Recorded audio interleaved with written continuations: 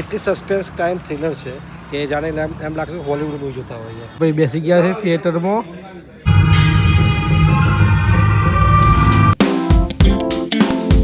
કેમ છો મિત્રો, આપ સૌનું સ્વાગત છે આજના વ્લોગમાં.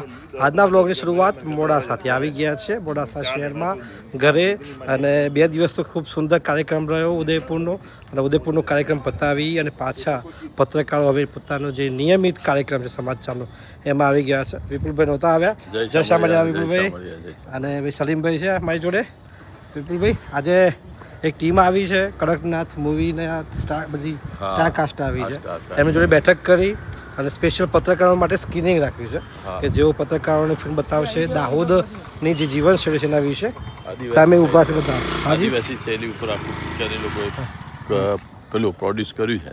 એવું છે એ જોવા માટે આજે આપણા બધા પત્રકાર મિત્રોને એ લોકો લઈ જવાના છે. હા હા હા. ને આપણે ભરત કાકા ઊભા છે, એમને બનાવી દઈએ. ભરત કાકા, હાજી બોલો.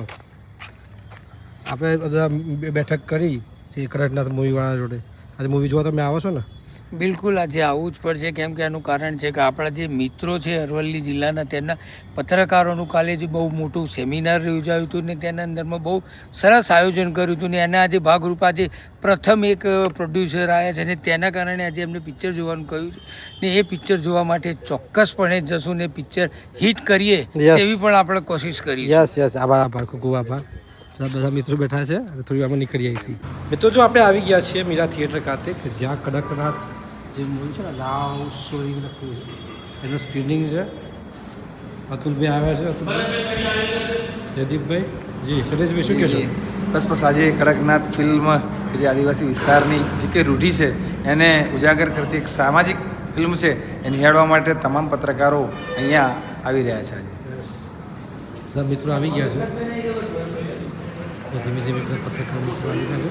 સ્પેશિયલ સ્ક્રીનિંગ રાખવામાં આવ્યું છે એમના માટે. સરસ આયોજન કર્યું. નંબર 2. વાહ,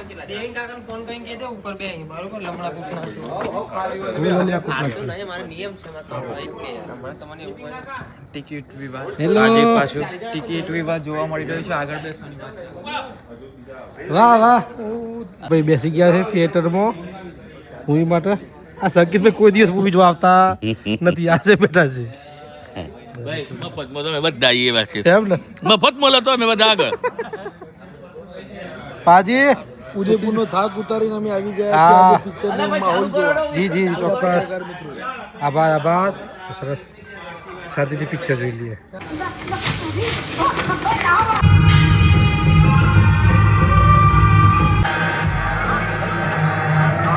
કેવું લાગે પિક્ચર? સરસ.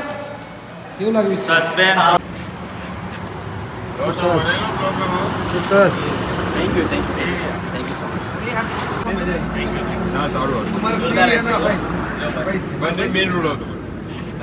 બેસી ગયો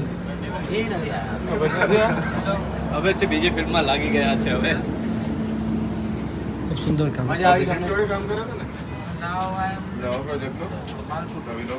કોની જોડે? મિત્રો, જો આપણે કડકનાથ ફિલ્મ જોઈ લીધી છે અને આ ફિલ્મ સાથે એક સસ્પેન્સ ક્રાઇમ થ્રિલર છે અને ખૂબ જ મજેદાર મૂવી છે. એકવાર જરૂરથી થિયેટરમાં જજો. આપણી સાથે એના ડાયરેક્ટર અને એક્ટર બંને આપણી સાથે છે. નીરવભાઈ અને કૌશિકભાઈ બંને આપણી સાથે છે. અને જે આપણો રિપોર્ટર લાઈફ બ્લોગ છે, આપ બધાનું સ્વાગત છે.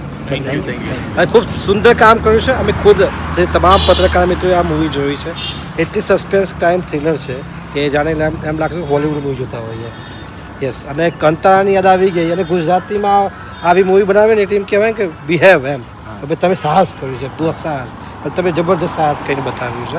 બંને મિત્રો છે, એમને પૂછીશું આપણે કે કેવી મહેનત પડી છે. કૌશિકભાઈ, આપ જણાવશો. આ ફિલ્મ જે છે એ શૂટ કરવામાં સારી એવી મહેનત થઈ છે. આને અમે શૂટ કરવામાં લગભગ અમે 52 દિવસ શૂટ કરી છે ફિલ્મ. એટલે એક નોર્મલી ફિલ્મ જે છે ગુજરાતની અંદર બહુ જલ્દી શૂટ થઈ જતી હોય છે, પણ અમે આને શૂટ કરવામાં વ્યવસ્થિત એક સારો સમય લીધો છે. અને એના સિવાય આની જેટલી ટેકનિકાલિટીઝ જે છે એનામાં પણ એક સારું ધ્યાન અપાયું છે, કેમ કે આનું સાઉન્ડ ડિઝાઇન અમે કેરેલામાં કરેલું છે. એટલે આનો સાઉન્ડ જ્યારે તમે ફિલ્મ સાંભળશો ત્યારે તમે જોશો તો તમને એ અંદાજો આવી જશે કે આ કોઈ નોર્મલી અહીંયા જગ્યા પર કે કોઈ સાધારણ રીતથી થયેલું નથી. આનું પ્રોપર 7.1ની અંદર એકદમ સરાઉન્ડ સાઉન્ડ કરેલું, એટલે હું એવું પણ કહેતો હોઉં છું કે આ ફિલ્મ જે થિયેટર એક્સપિરિયન્સ કરવાની ફિલ્મ યસ જરૂર છે. એટલે યસ થિયેટરમાં જોશો તો બહુ વધારે મજા આવશે. અને નીરવભાઈ તમારી જે એક્ટિંગ છે જબરજસ્ત રહી. Thank you. અને આમ મગજમાં છપાઈ ગયા છો તમે, જબરજસ્ત જબરજસ્ત રહ્યું. કેવો અનુભવ રહ્યો તમારો મૂવી? બસ બેઝિકલી એટલું જ કહેવા માંગીશ કે બહુ મોટો એક્ટિંગની પાછળ હાથ એક રાઇટર અને ડિરેક્ટરનો હોય રાઈટ છે. Right always. બાકીનો જે પાર્ટ મારે જે ભજવવાનો હતો એ મેં મારા સાઈડથી પૂરો પ્રયાસ કર્યો અને એ વસ્તુ બધાને સ્ક્રીન પર જોવાઈ. અને થેન્ક યુ સો મચ, તમે આટલું અપ્રિશિએટ કર્યું એના માટે.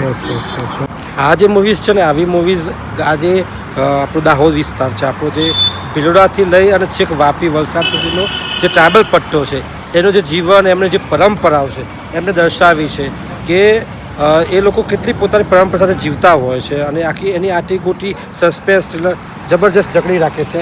બંને મિત્રોને ખૂબ ખૂબ શુભેચ્છાઓ, તમારી તમામ ઓલ ટીમને શુભેચ્છાઓ. તો આજે પત્રકાર મિત્રો માટે સ્પેશિયલ સ્ક્રીનિંગ રાખવામાં આવ્યું, તો આપણે પણ એમનો આભાર માનીએ છીએ કે આપણને એમને બોલાવ્યા અને ખૂબ મજા આવી.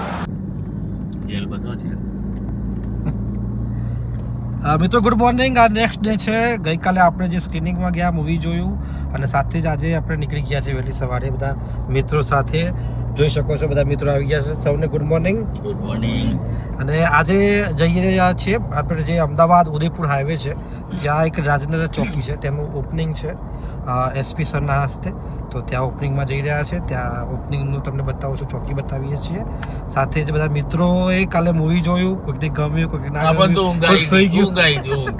પણ મૂવી ખૂબ સારું હતું, બેટર હતું. લશ્કર ચો લડતું હતું એ જ ખબર નથી. જો આ જ ફિલ્મ જો સાઉથમાં રિલીઝ થતી તો લોકો એમ કહેતા કે બ્રિલિયન્ટ વર્ક છે, બ્રિલિયન્ટ સાઉન્ડ વર્ક છે, બ્રિલિયન્ટ બેકગ્રાઉન્ડ વર્ક છે, પણ ગુજરાતીમાં થાય ને એટલે સારું હતું, એનું ગ્રાફિક્સ સારું હતું, શૂટિંગ સારું હતું, ઓવરઓલ બધું સારું હતું. પણ સ્ક્રિપ્ટ તો જતી હતી ને એટલે જ ખબર નથી પડતી. વાત સાચી છે, પણ એક વાત જરૂરથી જોજો, વન ટાઈમ વોચ. આપણે જોઈ લીધું. હા, એ તો બીજા કોઈ જોડાય એટલું જોતા હોય.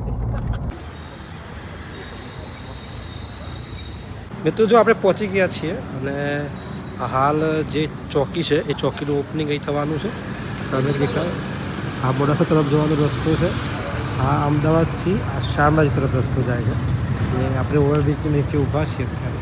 અને સામે આપ જોઈ શકો છો કે જે ચોકી છે ખૂબ જરૂરી છે આ વિસ્તાર માટે.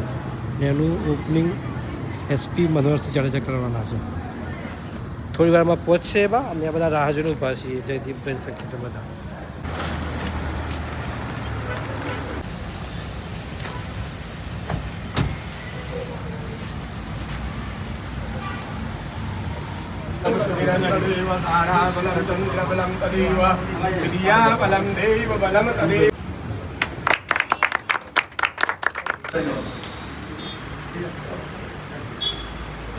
મિત્રો જુઓ, આપણે આ તો જે વ્લોગ છે આપણે પૂરો કરીએ છીએ. ખાસ કરીને વરસાદની આગાહી છે.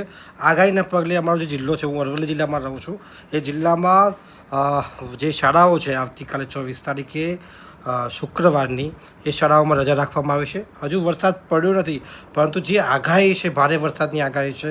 અલગ અલગ જિલ્લાઓમાં પણ પૂરનું એલર્ટ આપવામાં આવ્યું છે. મહીસાગર હોય, પાટણ હોય, ખેડા હોય, તમામ જે અલગ અલગ જિલ્લાઓ છે ત્યાં પૂરનું એલર્ટ આપવામાં આવ્યું છે. જે પ્રકારે વરસાદ વરસ્યો છે, 30 કલાકમાં 46 ઇંચ વરસાદ વલસાડમાં, સાથે જ 2 કલાકમાં 6 ઇંચ વરસાદ ગાંધીનગરમાં, 7 ઇંચ સુધીનો વરસાદ અમદાવાદમાં. એટલે ખૂબ વરસાદ છે. ખૂબ ધ્યાન રાખીએ. જરૂર ન હોય તો બહાર ન નીકળીએ જ્યારે વરસાદની શરૂઆત થતી હોય. બાળકોનું ધ્યાન રાખીએ, પરિવારના સભ્યોનું ધ્યાન રાખીએ અને ખૂબ જ તકેદારી રાખીએ. આપણો જે આજનો બ્લોગ છે એ જરૂર પૂરો કરીએ છીએ. ખૂબ તકેદારી રાખવા જેવી છે. જે વરસાદ નહોતો આવ્યો એ આવી શકે છે.